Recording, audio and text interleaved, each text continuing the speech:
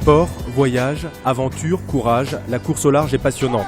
Mais ce qui la rend magnifique, ce sont certains moments magiques. Dimanche 16 juin, minuit 3, Morgan Lagravière passe la ligne d'arrivée en tête de la 3e étape de la solitaire du Figaro Éric Bompard-Cachemire. La pression tombe, le skipper laisse exploser sa joie. En 3 saisons, après 3 deuxièmes places, je me suis rendu compte à la dernière étape que j'avais jamais gagné d'étape sur la solitaire du Figaro.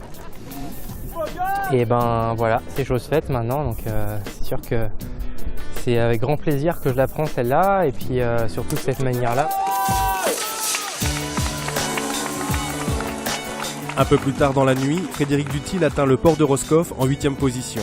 Une performance honorable qui lui permet, grâce à ses résultats sur les étapes précédentes, de prendre la tête du classement général. Il faut gérer après. Encore une fois, la 3e étape, il faut vraiment... même le 4e, le 5e, il peut encore jouer le général. Donc il peut y avoir des surprises, des grosses surprises. C'est un Figaro qui va donner du suspense en tous les cas assez bien. Grand perdant de ce 3e parcours de Gijón en Espagne à la Pointe Bretonne, Jan Eliès. En tête du classement général pendant les 2 premières étapes, son été casse à quelques heures de l'arrivée. Il passe la ligne en 21e position et se retrouve 3e du classement général. Bon. Sans déconner. C'est la vie, hein, il y a plus grave. C'est comme ça, quoi. Il y a des moments comme ça veut pas. C'est écrit que le doublé, ça se ferait pas.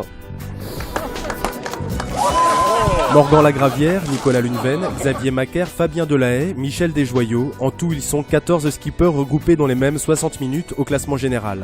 Cette 3e étape a totalement redistribué les cartes et ouvert le jeu. La 4e et dernière sera forcément très disputée, donc captivante.